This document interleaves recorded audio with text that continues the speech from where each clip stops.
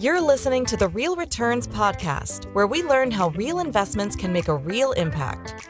Join your hosts, Andrew and Dan, as they share stories and interview business leaders on how real estate and other forms of investment can create meaningful change for individuals and communities around the world.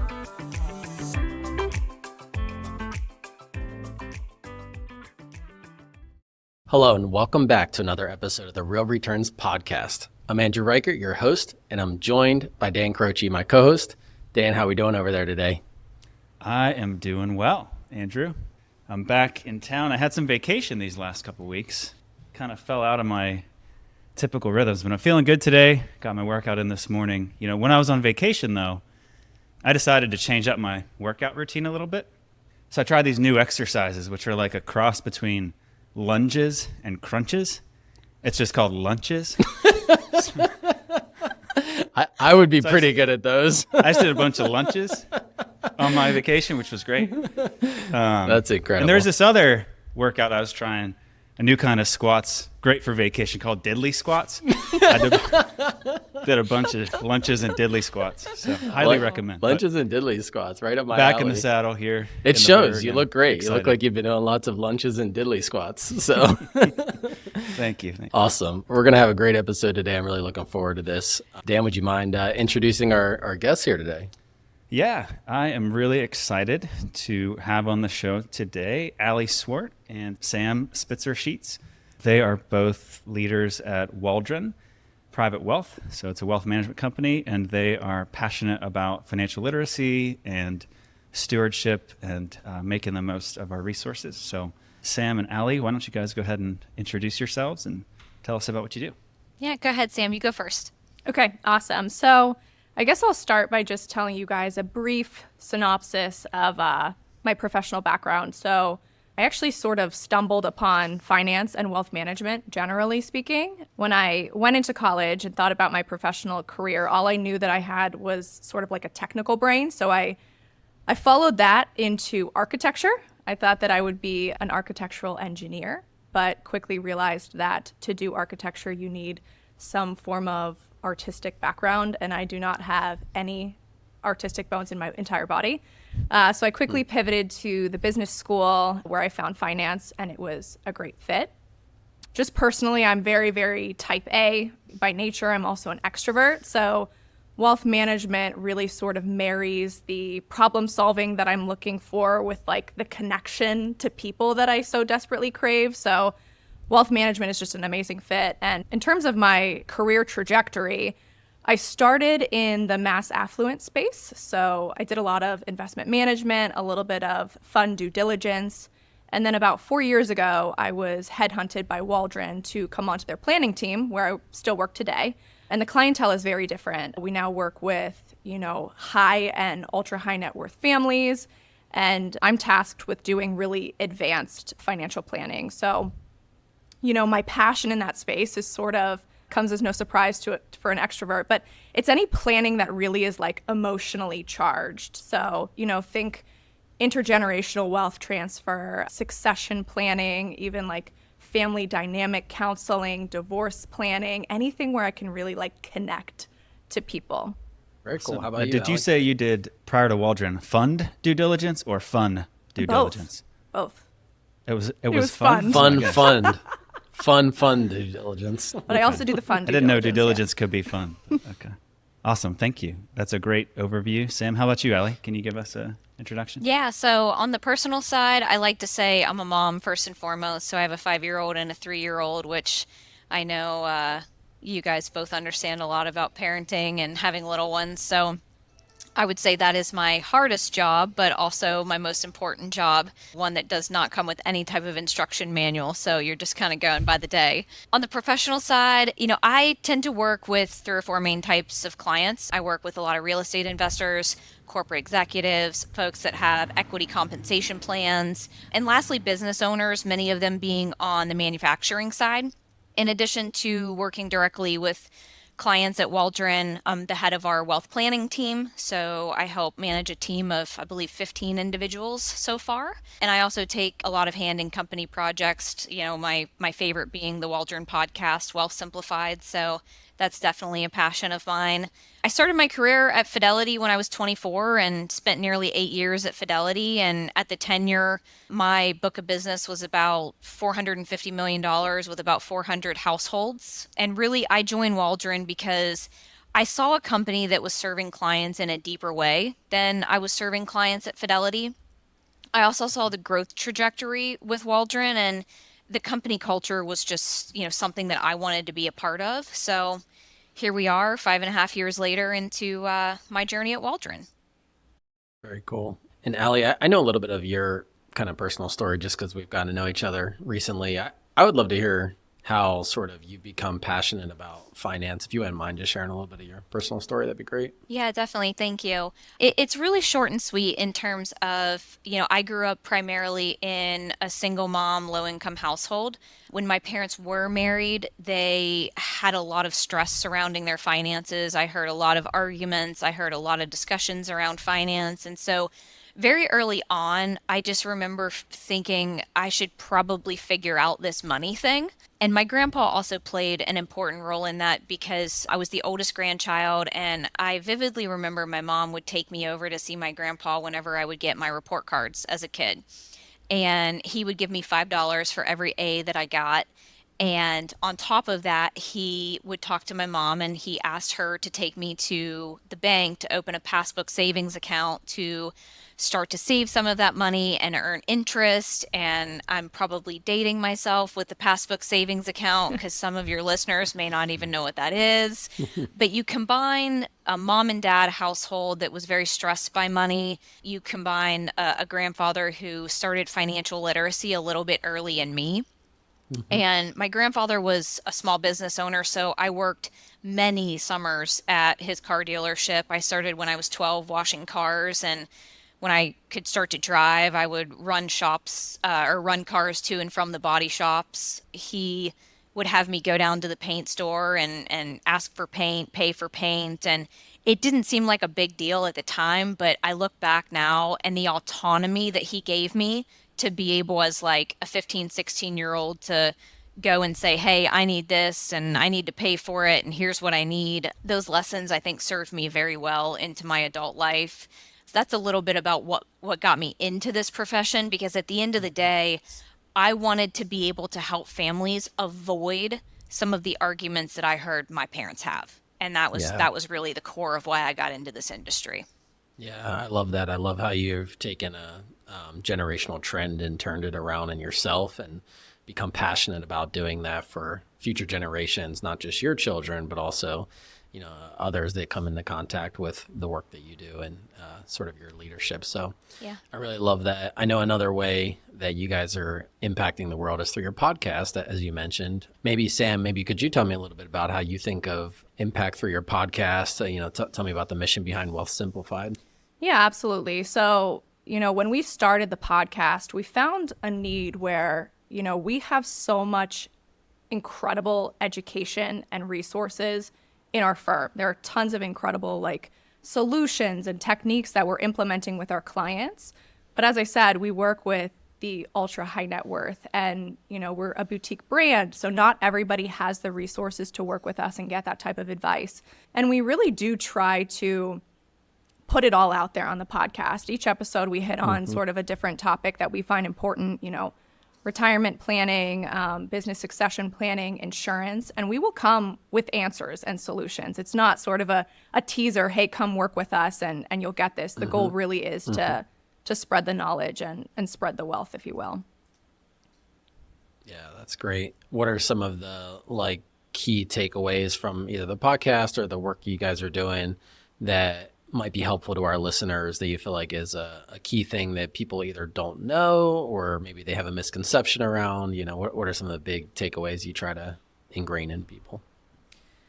Yeah, so I have one, and I don't even think that I've talked about this too much on the podcast, but Allie and I kind of work in an industry where there is some misconception around the work that financial advisors do, and even around working with a financial advisor. You guys have all probably seen Wolf of Wall Street, and there is sometimes a dirty, perception around it.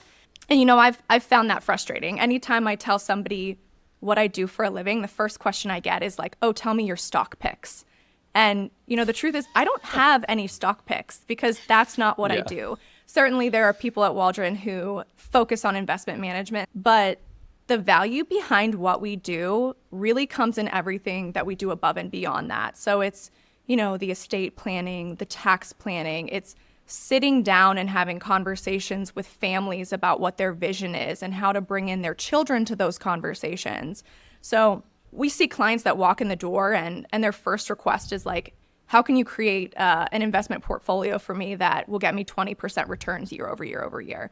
And they're focusing on the wrong thing. And especially with our clients, that's not what they should be focusing on. What they should be focusing on is, hey, every dollar that I'm earning is going to be taxed at 40% when I pass away. I don't need an aggressive portfolio. What those people need is tax planning, estate planning, trust planning, because at the end of the day, it's not what you make, it's what you keep. So if I could leave anything with the audience, it's that, you need to be focusing on the right thing, not, the popular thing. I love that. That's so wise. It's not what you make, it's what you keep. It's so easy for so much of our wealth to, kind of slip through our fingers if we're not careful. Some of those planning dynamics you just talked about. So that's really helpful. How about you, Allie? Any nuggets from, either the podcast or financial literacy in general that you feel like could be helpful for our listeners? Yeah, so in terms of the podcast, we try to do very broad-based episodes that will cover a lot of topics. So far, our main demographic is the 25 to 44-year-old. So we take those demographics and we think, okay, what's going to be most important to somebody in those demographics? And when we look at it, everybody has their own set of priorities, but we see a lot of clients in that area that are focused on things like debt management, cash flow, how do I save for my retirement, coupled with saving for kids, coupled with maybe even taking care of aging parents. So we have had episodes on the podcast that range from, hey, what should I think about when I'm buying my first house, to how do I save for my kids, to how do I think about long-term care? And when I say something about long-term care, it may not be for the 25 to 44-year-old, but it is for the person who might be helping their loved one make those decisions. Yeah. So we kind of cover that gamut. And usually 2 to 3 times a year, we will do an investment focused episode because people are interested in that, right? It is financial planning combined with investment management, the holistic financial planning picture that we want our clients to have. So 2 or 3 times a year, we'll do a deep dive market update. And we just did one of those in June, kind of diving into some of the things surrounding not only the equity markets, but the bond markets, a little bit of things in the commercial real estate market, and then the big topic, which is Fed interest rates and where that's going to go the remaining, backside of the year. So we try to make every episode really relevant to what our listeners want to hear. Yeah, that's good. Well, I know you can't tell me your stock picks, but what do you think the Fed's going to do to interest rates? Well, actually, today as we're recording, right? So we just heard Jerome Powell raise another 25 basis points. So now we're sitting in the mid, 5.5, 5.25 to 5.5 on where we sit on interest rates now. And I believe he'll hike another 1 to 2 times. I don't necessarily know that I believe that that's the right path that we should be going down, but what I can say confidently is I think he'll raise another 1 to 2 basis points. The market is pricing that in. I think the market is pricing in a reduction in interest rates maybe by Q2 of next year. We'll see if that happens. There was some thought at the very beginning of this year that we would have an interest rate cut by the end of the year, and I did not foresee that happening. I don't see that happening, the remaining 6 months of the year. So we may end up at, 5.75% to 6% by the time we're done, and then start to see some declines in 2024. Yeah, thank you. I appreciate your insight on that. I know, nobody has a crystal ball, but I think our listeners are often thinking about investing, and I think interest rates, definitely impact how people think about their investments. So it's helpful to hear some folks, boots on the ground in the mix, kind of what your perspective is on that. I guess along those lines, I'd be curious to hear, what do the two of you do to stay up to date on I know you're both passionate about growing personally and professionally. What do you do to grow personally and professionally? What do you do to stay up to date on industry trends, market trends, things like that? Yeah, Sam, go ahead. I'll let you go first. Yeah, one, I like to look at the journal. We have it in the office all the time, so I will take a look at that. There's also a What the Finance section of it that I like to listen to. It's like a brief podcast that I'll tune into in the morning. Andrew Kitsis has great content that he puts out on financial planning concepts and things coming down the line. And then we have fantastic internal resources. We have, JDs on staff. We have CPAs on staff. So those people have, their finger on the pulse in terms of what's coming down in terms of legislation that's going to be impacting us. We get blasts that come out periodically that we keep close contact with. Yeah, and I would say on the planning side, Kitsis is an excellent resource. He has a really deep bench on staying up with legislation and different changes like that. We also have staff members that attend major conferences each year, like AICPA and Heckerling, which is for estate planning. And there are always nuggets that our staff can bring back from those conferences that are estate planning related and tax related to make sure that we're staying up on not only the latest legislation, but also strategies that professionals are using or not using. Mm-hmm. And then on the markets, I'm actually a fan of the Animal Spirits podcast with Ben Carlson and Michael Batnick. Those guys do an excellent job breaking down a lot of things going on in the market in an entertaining way. So I think those guys put out 3 episodes a week, and I usually catch 2 of them.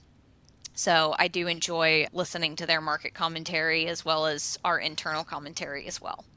That's awesome. That's a favorite of mine as well. I'm actually sort of a personal finance podcast geek. Ooh. So I'm very excited that I'll be digging into some of yours here. I love it. So, but I have a confession to make about stock picking. 1, I think it's kind of fun. And 2, in an effort to help my kids learn about finance, I made them all pick stocks this year.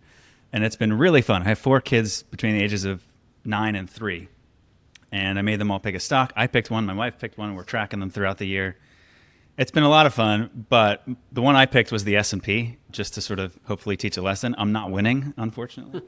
But my question for you is, I know you guys are passionate about education and, thinking about the next generation and making financial literacy and those educational concepts accessible to everyone. So what, as a way that you guys try to engage, educating young people or the next generation about financial well-being?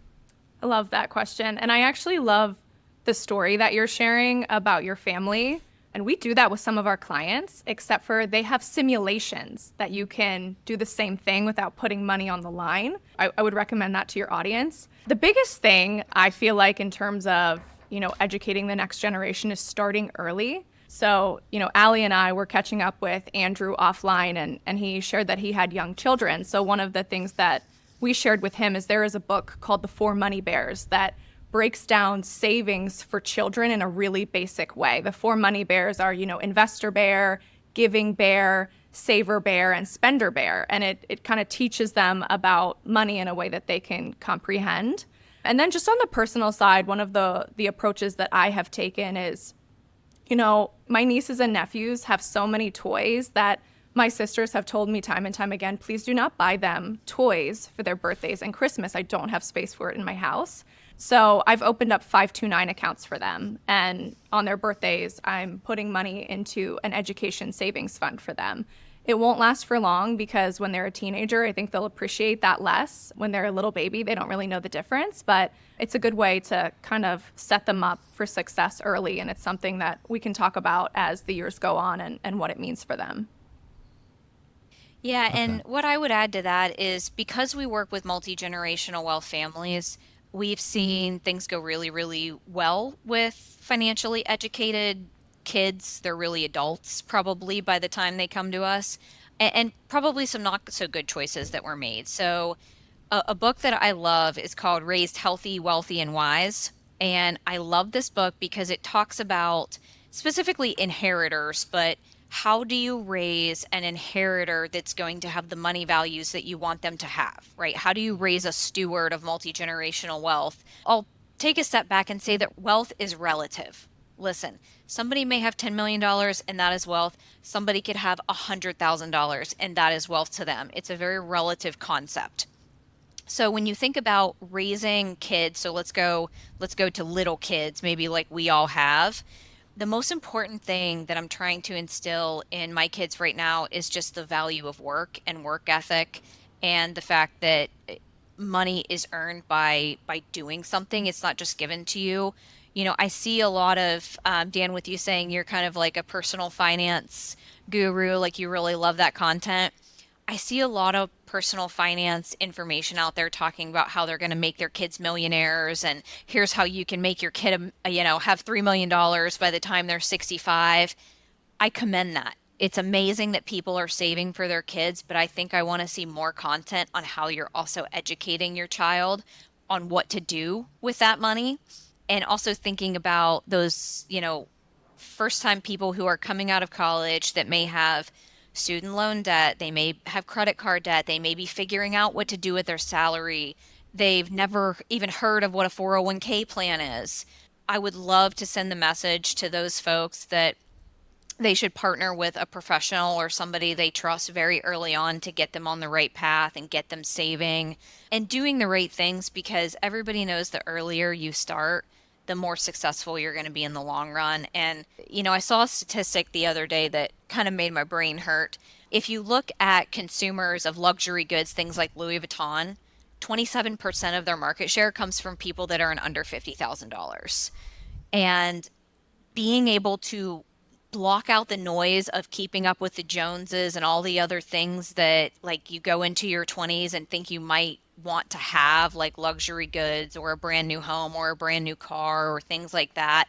Perhaps those decisions should wait until you're a little bit older and maybe have a financial foundation under your feet. So I'm going to step off my soapbox because I think I just went on a 3 or 4 minute soapbox there. But good. I think financial literacy and education is so important, whether you're 5 years old or whether you're 25 years old. Mm-hmm.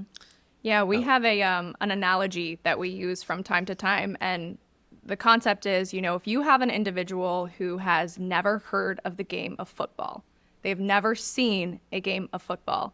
If you put that individual on a football field and you throw a ball at them, they're going to fumble it. They're going to drop the ball. And the same is true for wealth. If you have never talked to your children about the wealth that you have, the wealth that is coming their direction at some point, they're going to drop it. They're not going to know what to do with it. So amen. I completely agree with everything that Ali said on her very well articulated soapbox. That's awesome. Well, I think one of the things it also highlights is, you mentioned earlier in the conversation that money is the number one stressor for Americans. Well, the solution is not necessarily more money. Like a lot of people would see that and would say, oh, well, if I just had more money, I wouldn't need to stress about money. But you bring up a great point. Inheriting money could be a stressor. And even just having more money actually could be a stressor if you don't know how to manage it well. And sometimes even just having more money, there was a wise prophet that once said, more money, more problems. A guy by the name of Biggie Smalls. So true. It's true, right? Sometimes money itself brings problems if you don't know how to manage it well. So I'd be curious to hear just a little bit more about how you think of reducing the stress. So education is obviously a key part of it, but I'm thinking about couples, husband and wife, maybe they've gotten money or, one of them makes a lot of money. Like, are there other things that you recommend besides education? Is there like a communication component to this? Like what are some of the maybe points that you could say, hey, here are some ways to reduce the stress that comes with money? Yeah, I can speak to this, and then Ali as well. So first, yes, education is important, communication is important, and I would also go as far to say that at some point, it's probably important to work with a professional as well. Whenever I think about financial stress, we have this mural in our office that you guys will see when you come to be on our podcast, and it is a beautifully tangled piece of string. It's like hundreds of strings all tangled together. And in the center of the mural, it says, simplify your life, which is our motto. And a lot of our clients come to us feeling that way. They may have assets at several different custodians. They may have, so many businesses that they don't even know what the ownership looks like anymore. They have a 150-page estate document that they've never read. So I think a lot of times the unknown is what brings so much stress to a person. We come in and we try to untangle that mess. We try to make it clean. We try to consolidate things. We summarize that 150-page document just so people see on one page, how things actually flow. And I think a lot of times just being able to wrap your mind around what's happening today, what's happening in the future, what gaps exist that I'm not seeing, really bring people a lot of peace of mind. Yeah, and with communication in particular, people form money beliefs as young as age 7. So when you enter into a dating relationship or eventually a marriage with somebody and you're making money decisions together, you have potentially decades of money beliefs that have been ingrained in yourself. And so the communication aspect of that is so important, because I'm going to have a different view of money than perhaps my husband does. And that's okay, but we got to talk about it. We got to talk about how I view things, how he views things, and then try to meet those in the middle. And there's always going to be give and take in a relationship. I've very rarely seen where a couple is completely on the same page. And it's very, very common for one spouse to take the lead in the financial space. And I'm stereotyping here, but typically it's the husband. Typically it's the husband that runs the finances, runs the investments. And I'm not saying whether that's right or wrong, but I am saying that people need to be involved in those decisions and at least know where things are and how decisions are being made. So that's the one thing I would say about communication. Yeah, makes a ton of sense. And in my family, it's neither me nor my wife. So we're still trying to figure out who the person is to take the lead on our finances. Cool. But that's super helpful. I love, the various approaches that you can take. Make sure you're, communicating well, make sure you've got the right resources, working with folks that are professionals like you guys, I think makes a ton of sense too. Along those lines, I'd be curious, how do you guys think about partnerships with either other organizations? Like I know on the financial literacy side, Junior Achievement is doing some stuff in schools. And I've got to think on the planning side, you're not able to do everything. Maybe you work with CPAs or tax attorneys, things like that. Like, how do you think of kind of your specific niche, and how do you partner with other organizations to help families and individuals out? Andrew, you hit it on the head that, holistic financial planning, it can't be done by one person. As much as we would love to say we can do everything, we simply cannot. It takes a coordinated team, and usually a team is a minimum of 3 people: a certified financial planner, a CPA tax strategist, and then an estate planning attorney. Now, full disclosure, there are a lot of times additional professionals that are going to be present, especially if you're a business owner or a real estate investor. You're going to have those other ancillary legal or, specialty roles like a realtor or a valuation expert or things like that that go on with your business and real estate. Where we view our role is we want to be able to, let's call it GC the relationship. When we see people that come to us, they come to us one of 2 ways. They either come to us and they have no team whatsoever. They probably know they need these things, but they don't have a team, and we help them assemble that team because we do have all of those relationships, and we're able to make referrals to fulfill that team. The other instance is the client or prospect may have a team, but nobody's talking to each other, and therefore nobody's coordinating. We see that a lot. And we can work with any professionals, whether you come to us with no team or you come to us with your existing team. We are more than willing to work with those existing professionals and make sure that all the lines of communication are open and everybody's working together towards the shared goal. Yeah, that makes sense. And for somebody like me, having somebody like you guys quarterback that relationship or kind of GC that relationship where you have the right subcontractor, so to speak, to work with, I think is incredibly valuable. So I'm sure your clients really appreciate that. Yeah. Awesome. Well, I feel like I've gotten a good sense for what you guys do professionally, how you think of, financial literacy and impact. Now we're going to get to know you maybe personally a little bit. So Dan's going to take us through the lightning round. All right. I get to do all the fun stuff today. This is Love wonderful. Dad jokes and lightning rounds. Cool. Well, so I'd like to do this with both of you. So maybe we'll just go back and forth. We'll do one question, have you each answer one question, and then we'll go to the next one. So first of all, take this wherever you want it, personal, professional, however you want to treat it. What is your biggest win? Samantha, you go first. Okay. First, it's yet to come. I really believe that. I believe there's many wins in my future. I'm excited for them. I'm just manifesting that. So I would say I'm going to take it professional.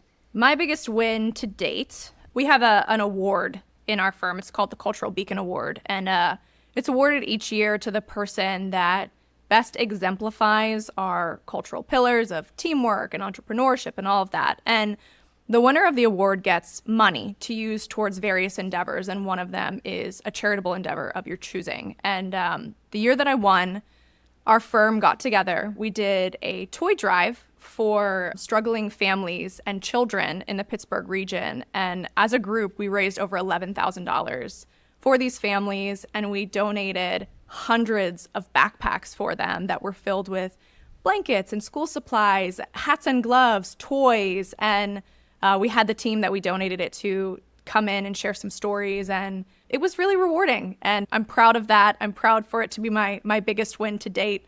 Hopefully more of that to come in the future. So cool. I love that. And I love the response that it's yet to come. That's a First person to ever say No that way. Yeah, on our I love podcast. that. Yeah, I love that. That's great.